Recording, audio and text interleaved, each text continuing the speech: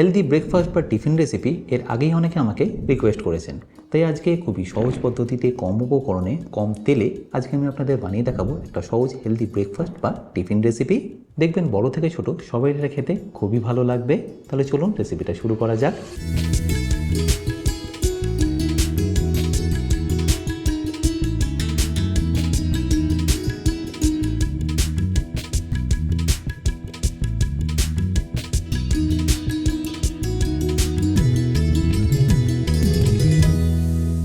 By the way, আমি chef Atanu, আপনারা দেখছেন অতনুর রান্নাঘর।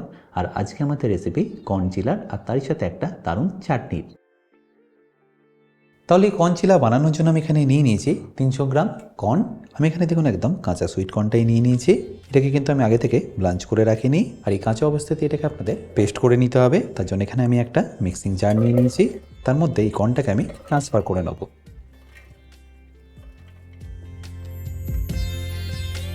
তারপর হাফ কাপ মতো জল দিয়ে এটাকে ভালো করে পেস্ট করে নিন। আর কর্নটা ভালো করে পেস্ট করা হয়ে গেলে ডাইরেক্টলি আমি নিয়ে নিচ্ছি একটা বোলের মধ্যে। এরপর আমি এখানে দিয়ে দিচ্ছি 1.5 কাপ বেসন, যেটা ওজনে 150 গ্রাম। তারপর এর মধ্যে দিয়ে দেবো কিছু ভেজিটেবল। তার মধ্যে প্রথমেই দিয়ে দিচ্ছি ক্যাপসিকাম, এরপর দিয়ে দেবো গাজর। আমি এখানে যে ভেজিটেবলগুলো দিচ্ছি সেগুলো যে আপনাদের দিতে হবে তা কিন্তু নয়, আপনারা আপনাদের পছন্দ মতো ভেজিটেবল এখানে অ্যাড করতে পারেন। তারপর এখানে দিয়ে দিচ্ছি 1.5 চা চামচ আদা কুচি, তারই সাথে যাবে অল্প একটু পেঁয়াজ কুচি, সাথে যাবে একটু টমেটো, আর তারই সাথে অল্প একটু ঝালের জন্য কাঁচা লঙ্কা।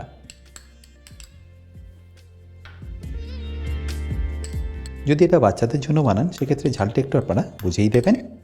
এরপর দিয়ে দিচ্ছি 1 চা চামচ গোটা জিরে, তারই সাথে রঙের জন্য যাবে হলুদ গুঁড়ো। খুব বেশি লাগবে না, অল্প একটু দিয়ে দিলেই হবে, ওই ধরে নিন 1 চা চামচ মতো। তারপর দিয়ে দেবো স্বাদ মতো নুন, আর সবশেষে অল্প একটু গোলমরিচ গুঁড়ো। ব্যাস, তারপর এই সব কিছুকে ভালো করে একবার মিশিয়ে নিন। আমি এখানে কিন্তু আলাদা করে আর জল ব্যবহার করলাম না, যে জলটা দিয়েছিলাম তাতে এটা দেখুন পারফেক্টলি টেক্সচারে চলে এসছে। আচ্ছা, সবশেষে আমি এখানে দিয়ে দেবো কিছুটা ধনেপাতা।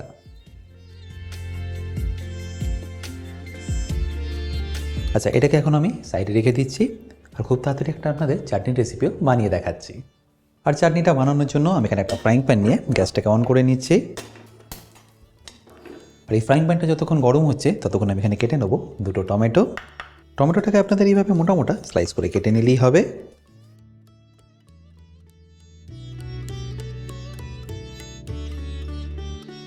আর কাটা হয়ে গেলে ডাইরেক্টলি দিয়ে দিন এটাকে ফ্রাইং প্যানের মধ্যে। আর এটার জন্য আপনাদের কোনো রকম তেল দিতে হবে না, জাস্ট ডাইরেক্টলি এটাকে এইভাবে দিয়ে দিন ফ্রাইং প্যানে।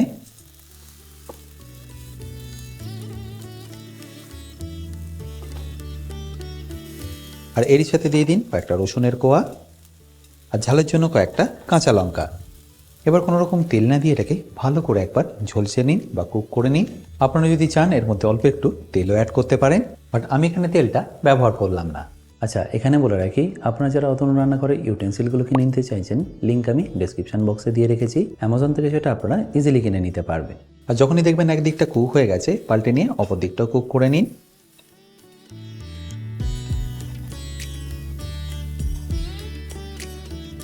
এইভাবে কুক করার কারণে দেখবেন এর ফ্লেভারটা দারুণ সুন্দর আসবে।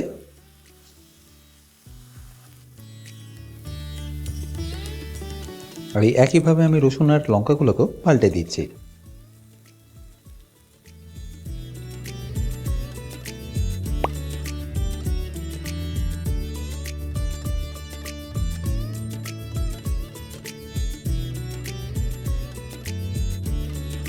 আর এরপর যখনই দেখবেন দুটো দিকই ভালোভাবে কুক হয়ে গেছে, তখন গ্যাসটাকে বন্ধ করে এটাকে ডাইরেক্টলি নিয়ে নিন একটা মিক্সিং জারের মধ্যে।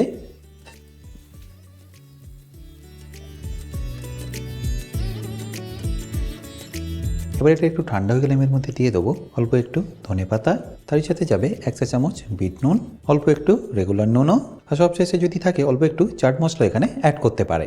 তারপর খুব সামান্য জল দিয়ে একটা ফাইন পেস্ট বানিয়ে নিন। আর পেস্ট হয়ে গেলেই চাটনি কিন্তু আপনাদের পারফেক্টলি রেডি। আচ্ছা, এবার এই চিলাগুলো বানানোর জন্য এখানে একটা ফ্রাইং প্যান নিয়ে নিলাম। চেষ্টা করবেন এটা বানানোর জন্য একটা ননস্টিকের ফ্রাইং প্যানে নিয়ে নেওয়ার। তার মধ্যে এবার দিয়ে দিন অল্প একটু সাদা তেল, নামমাত্র দিয়ে দিলেই হবে। তারপর এটাকে তেল দিয়ে একবার ভালো করে ব্রাশ করে নিন। আর অয়েল ব্রাশ করা হয়ে গেলেই আমি এখানে মিক্সচারটাকে দিয়ে দেবো।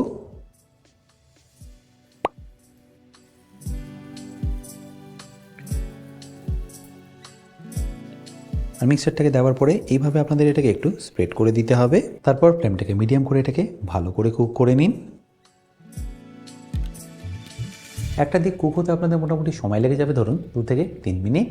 আর যখন এটা প্রপারলি কুক হয়ে যাবে এখানে এটা কিন্তু আস্তে আস্তে প্যান থেকে ছাড়া শুরু করবে। আর নিচেটা একবার পারফেক্টলি কুক হয়ে গেলেই দেখবেন আস্তে আস্তে ওপরটা কিন্তু ড্রাই হওয়া শুরু করবে। ব্যাস এই স্টেজে এটাকে আপনাদের পাল্টে নিতে হবে।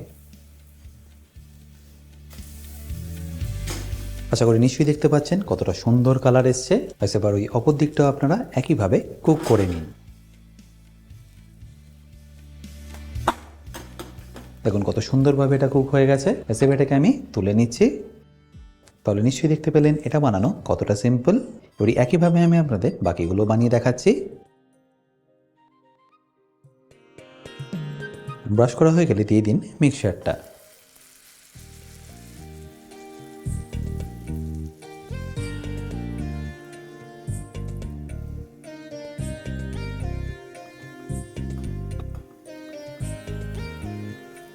ব্যাস এবার এটাকে ভালো করে কুক হতে দিন। আর একটা দিক কুক হয়ে গেলে পাল্টে নিয়ে আমি অপর দিকটা ওই একইভাবে কুক করে নিচ্ছি।